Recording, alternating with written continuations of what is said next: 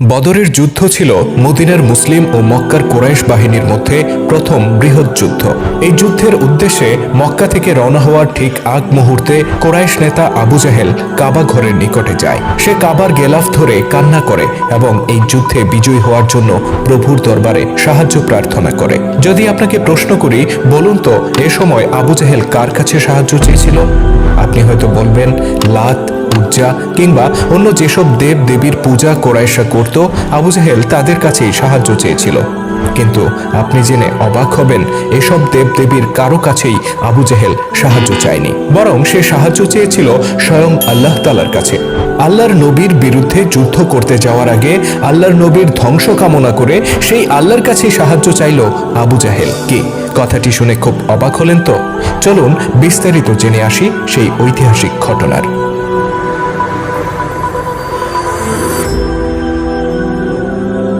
মক্কায় কুরাইশদের নির্মম নির্যাতন সহ্য করতে না পেরে সাহাবীদেরকে নিয়ে মদিনায় হিজরত করেছিলেন মহানবী হযরত মুহাম্মদ সাল্লাল্লাহু আলাইহি ওয়াসাল্লাম। তিনি হিজরত করার পর মদিনার মুসলিম ও মক্কার মুশরিকদের মধ্যে বেশ কয়েকটি যুদ্ধ সংঘটিত হয়। এর মধ্যে প্রথম বৃহৎ যুদ্ধ ছিল বদরের যুদ্ধ। এই যুদ্ধে মক্কার কুরাইশদের উদ্দেশ্য ছিল আল্লাহ নবী ও তার সাহাবীদেরকে হত্যা করে আরবে নিজেদের আধিপত্যকে অক্ষুণ্ণ রাখা। এই যুদ্ধে তাদের নেতৃত্ব দিয়েছিল ইসলামের সবচেয়ে বড় দুশমন, এই উম্মতের ফেরাউন হিসেবে অভিহিত আবু জাহেল। যুদ্ধের নিয়তে মক্কা শহর ছেড়ে বের হওয়ার আগে আবু জাহেল কাবা ঘরের নিকটে যায়। সে কাবার গেলাফ ধরে কান্না করতে থাকে আর আল্লাহর দরবারে প্রার্থনা করে বলে, হে আল্লাহ, তুমি আমাদের দুটি দলের মধ্যে সেই দলকে সাহায্য করো যারা অধিক অতিথি আপ্যায়নকারী, আত্মীয়তার সম্পর্ক রক্ষাকারী এবং বন্দীদেরকে মুক্তিদানকারী।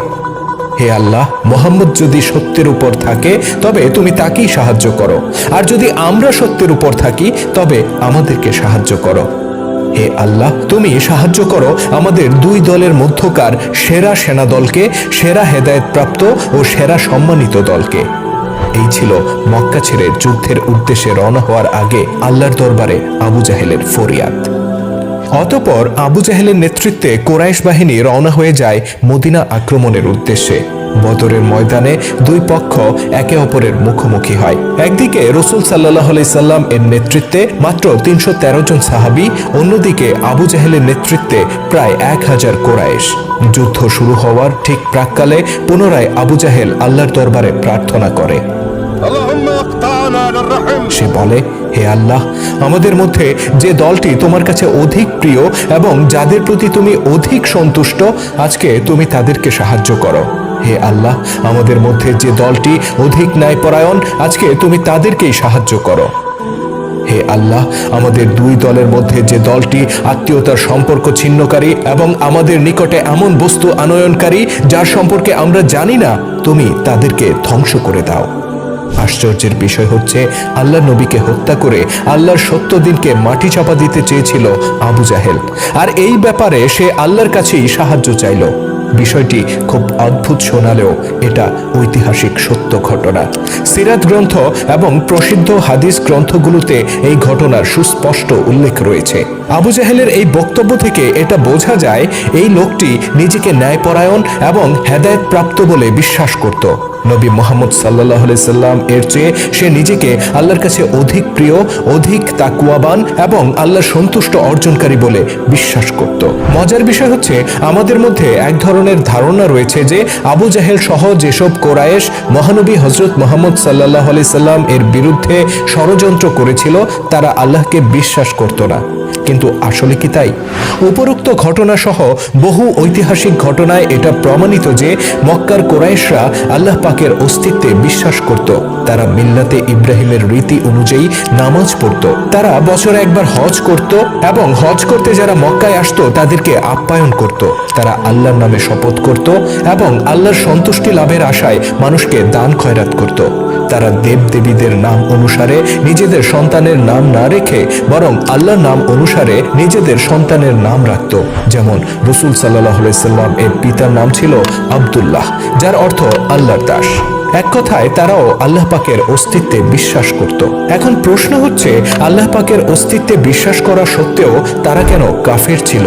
মূলত তারা কাফের ছিল এই কারণে যে তারা নবী মুহাম্মদ সাল্লাল্লাহু আলাইহি সাল্লামকে আল্লাহর প্রেরিত রাসূল হিসেবে বিশ্বাস করত না। দ্বিতীয়ত, তারা নবী মুহাম্মদ সাল্লাল্লাহু আলাইহি সাল্লাম এর মাধ্যমে আনিত আল্লাহর দেয়া সত্য জীবন ব্যবস্থা দ্বীনুল ইসলামকে প্রত্যাখ্যান করেছিল।